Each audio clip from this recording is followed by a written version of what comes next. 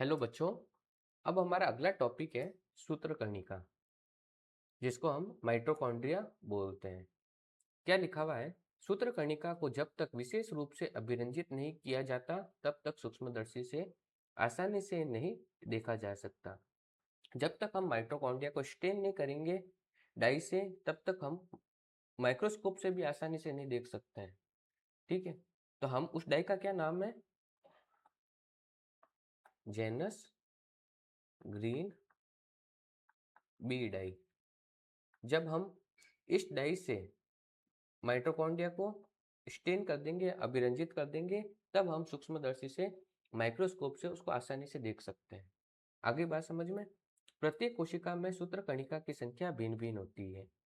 यह उसकी कार्य की सक्रियता पर निर्भर करती है कि वो सेल कितना एक्टिव है। इस पर डिपेंड करेगी माइटोकॉन्ड्रिया की संख्या। जैसे हमारे में जो होती है रेड मसल्स होती है, ठीक है, वहां पे माइटोकॉन्ड्रिया की संख्या बहुत ज्यादा होती है। अगर मैं बर्ड्स की बात करूं, ठीक है, तो बर्ड्स में फ्लाइटिंग मसल्स होती है, तो वहां पे भी माइटोकॉन्ड्रिया की संख्या बहुत ज़्यादा होगी। अमीबा में भी माइटोकॉन्ड्रिया की संख्या ज़्यादा होती है। तो ये डिपेंड करती है उसकी फिजियोलॉजिकल एक्टिविटी पर। ये आकृति व आकार में भिन्न होती है। ठीक है, अलग अलग आकार की और आकृति की हो सकती है, डिपेंड करता है कि सेल कैसी है।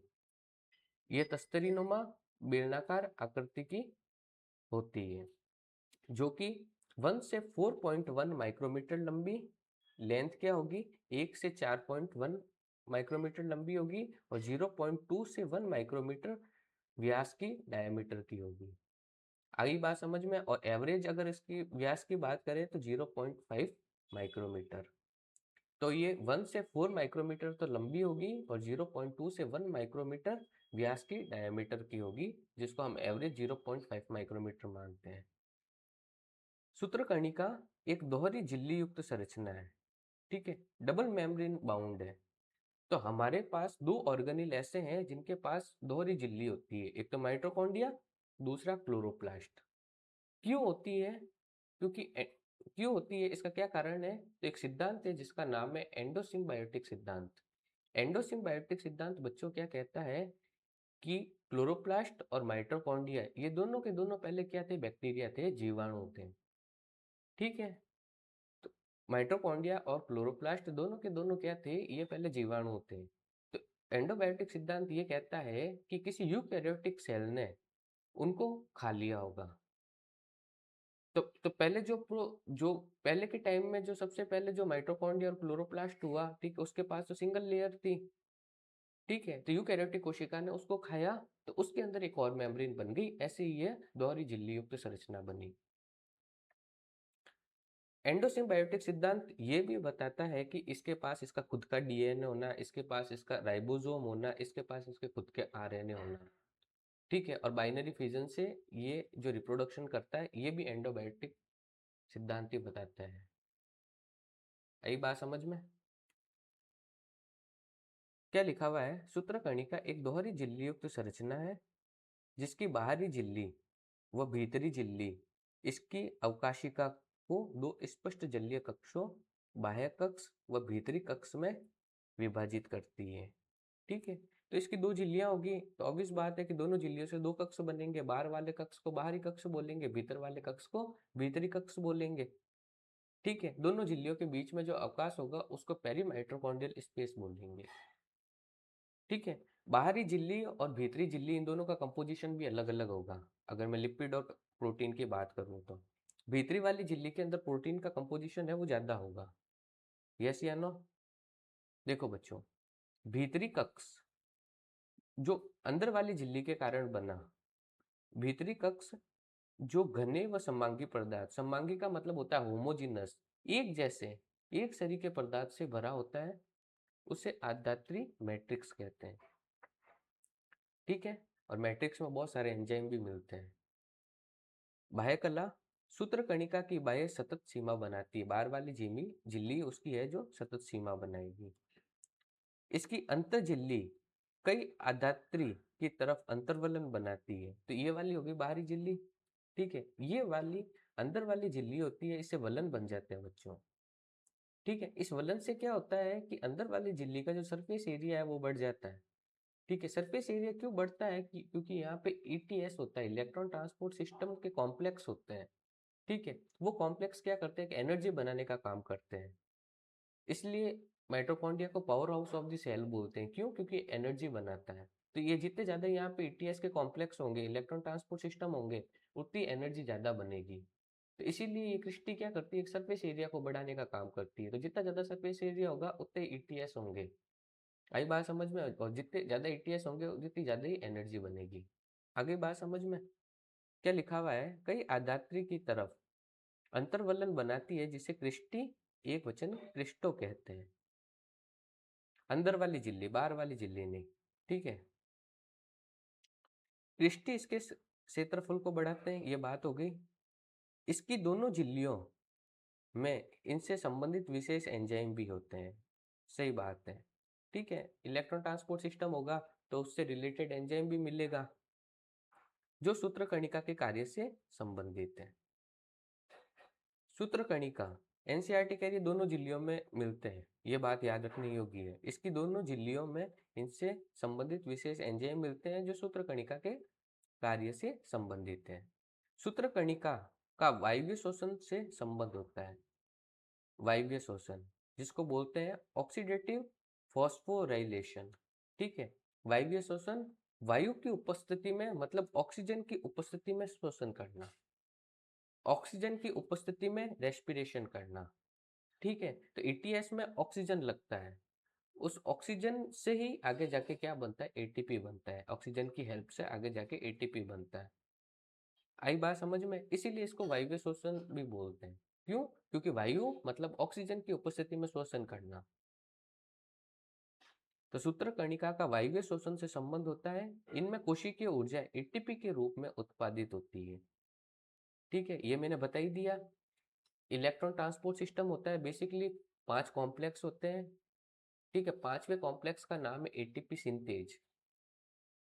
ठीक है, बेसिकली ऐसे होते हैं, देखो ये हो गया F0 F1 पार्टिकल भी बोलते हैं। क्या बोलते हैं? F0 F1 particle. देखो ऐसे होते हैं। अगर मैं स्ट्रक्चर बनाऊं तो ऐसा। आई बात समझ में? ये एटीपी सिंथेज का स्ट्रक्चर है। बेसिकली ऐसा नहीं होता है, ये खाली आपको बताने के लिए बनाया है। ये क्या काम करता है, बेसिकली एटीपी बनाने का काम यही करता है, एटीपी सिंथेज। इसीलिए माइटोकॉन्ड्रिया को क्या बोलते हैं, powerhouse of the cell. क्यों बोलते हैं? क्योंकि ये एटीपी बनाता है। इसमें कोशिकीय ऊर्जा एटीपी के रूप में उत्पादित होती है। ठीक है, और ऑक्सीजन यहाँ पे इन्वॉल्व होगा, इसीलिए इसको क्या बोलते हैं, वायवीय श्वसन। इस कारण सूत्रकणिका की कोशिका इस कारण से सूत्रकणिका को कोशिका का शक्तिग्रह, पावर हाउस कहते हैं। आई बात समझ में? सूत्रकणिका के अधात्री में एकल वर्ताकार डीएनए अणु, समझ गए, एकल वर्ताकार डीएनए अणु। हालांकि होता तो डबल स्टैंडर्ड है। ठीक है, द्विरज्जुकी वर्ताकार डीएनए होता है, क्योंकि बैक्टीरिया से इवॉल्व हुआ है, तो बैक्टीरिया में तो द्विरज्जुकी वर्ताकार डीएनए होता है। लेकिन हम एनसीईआरटी को फॉलो करेंगे, इंग्लिश मीडियम की एनसीईआरटी में भी सेम के सेम बात लिखी हुई है। तो क्या कहता है कि एकल वर्ताकार डीएनए अणु कुछ आरएनए, ठीक है, राइबोसोम 70S राइबोसोम, बैक्टीरिया में भी 70S राइबोसोम था। हमारे पास दो ऐसे सेल ऑर्गेनिल है जिनको हम क्या बोलते हैं, अर्ध स्वायत्त कोशिकांग बोलते हैं, सेमी ऑटोनोमस सेल ऑर्गेनिल बोलते हैं। क्यों बोलते हैं? क्योंकि उनके खुद के पास उनका खुद का डीएनए होता है, उनके पास आरएनए होते हैं, उनके पास राइबोसोम होते हैं, इसलिए इनको सेमी ऑटोनोमस सेल ऑर्गेनिल बोलते हैं। इसके लिए एक टर्म भी है।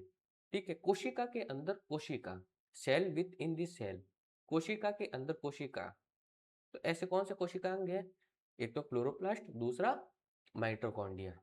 आई बात समझ में? क्यों कहते हैं? क्योंकि इनके खुद के पास खुद का डीएनए होता है, तो ये खुद भी रेप्लिकेशन करते हैं।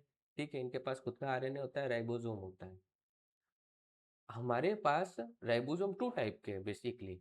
एक है 70S राइबोसोम जो कि प्रोकैरियोटिक राइबोसोम है, और ये 70S राइबोसोम कहाँ पे, माइटोकॉन्ड्रिया में भी मिलेगा और क्लोरोप्लास्ट में भी मिलेगा। दूसरा राइबोसोम होता है 80S राइबोसोम जो कि यूकैरियोटिक राइबोसोम है। ठीक है, एटीएस राइबोसोम जो होगा जीवाणु में नहीं मिलेगा। एटीएस राइबोसोम बेसिकली कहाँ पे मिलेगा? एक तो मैंने कहाँ पे बताया था, रफ एंडोप्लाज्मिक रेटिकुलम खुरदरी अंतःप्रद्रवी जालिका पे मिलेगा, और दूसरा कोशिका द्रव्य में मिलेगा। ठीक है, 70S राइबोसोम जो कहाँ कहाँ पे मिलेगा? एक तो क्लोरोप्लास्ट में मिलेगा, माइटोकॉन्ड्रिया में मिलेगा, और जीवाणु कोशिका में मिलेगा। आई बात समझ में? 80S राइबोसोम दो इकाइयों में, आगे उप इकाइयों में बटा हुआ होता है। एक तो बड़ी उप इकाई जो होती है 60S होती है, छोटी होती है जो 40S होती है। और 70S राइबोसोम जो होते हैं 50S में और 30S में विभाजित होता है, दो उप इकाइयों में बटा हुआ रहता है। आई बात समझ में? तो अगर आपको क्वेश्चन आ गया कि बैक्टीरिया में, क्लोरोप्लास्ट में और माइटोकॉन्ड्रिया में कौन सा एस राइबोसोम होता है? 70S राइबोसोम होता है। यस या नो? ये बेसिकली ये 70S राइबोसोम का होना, ठीक है, ये वृत्ताकार डीएनए का होना, आरएनए का होना, ये एंडोसिम्बायोटिक सिद्धांत को बताता है। ठीक है, कि ये लोग खुद बैक्टीरिया से इवॉल्व हुए हैं। आई बात समझ में? यस या नो? और एटीपी बनाने का काम कैसे होगा कि जो माइटोकॉन्ड्रिया है, माइटोकॉन्ड्रिया की इनर मेम्ब्रेन में अंदर वाली झिल्ली में ईटीएस या ईटीसी, ईटीसी भी बोल सकते हैं, ईटीएस भी बोल सकते हैं, इलेक्ट्रॉन ट्रांसपोर्ट सिस्टम के कॉम्प्लेक्स होते हैं, 5 कॉम्प्लेक्स होते हैं। वो क्या करते हैं कि एनर्जी बनाने का काम करते हैं, किसकी हेल्प से? ऑक्सीजन की हेल्प से। इसीलिए इसको वायवीय श्वसन भी बोलते हैं। यस या नो? क्या लिखा हुआ है?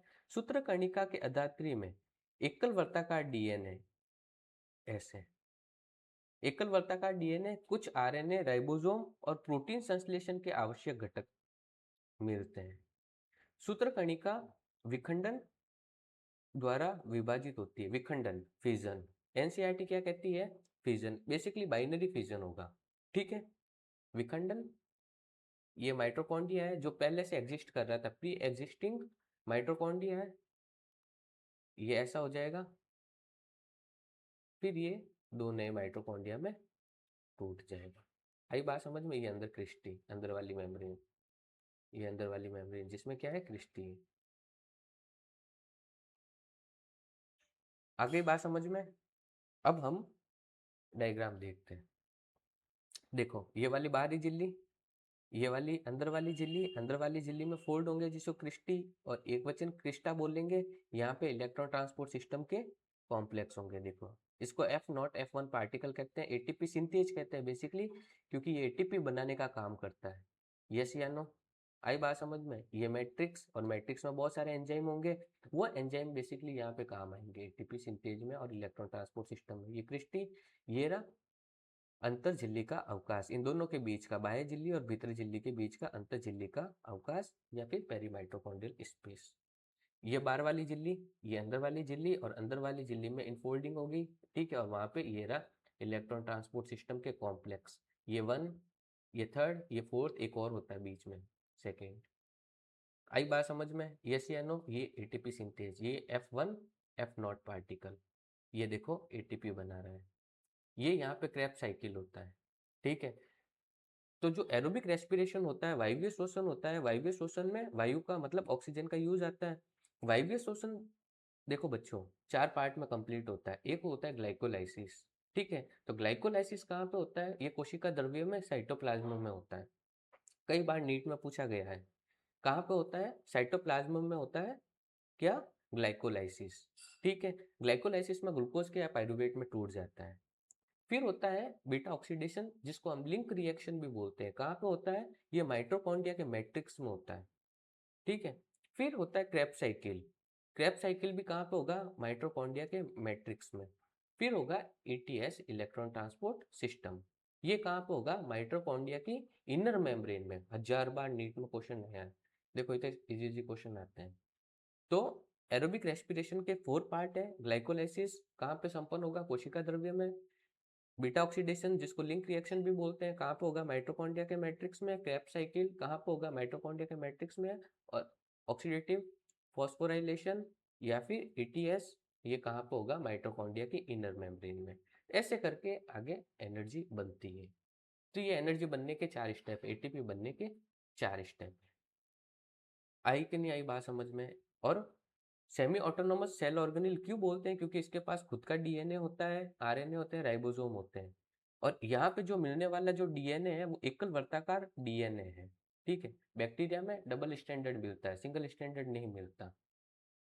आई के नहीं आई बात समझ में? यस या नो? और दो झिल्ली है, दो झिल्लीदार अंगक है, ये माइटोकॉन्ड्रिया और क्लोरोप्लास्ट। आई के नहीं आई बात समझ में बच्चों? ठीक है, ठीक है। फिर क्लोरोप्लास्ट जो है अपन नेक्स्ट पार्ट में करेंगे, ठीक है फिर।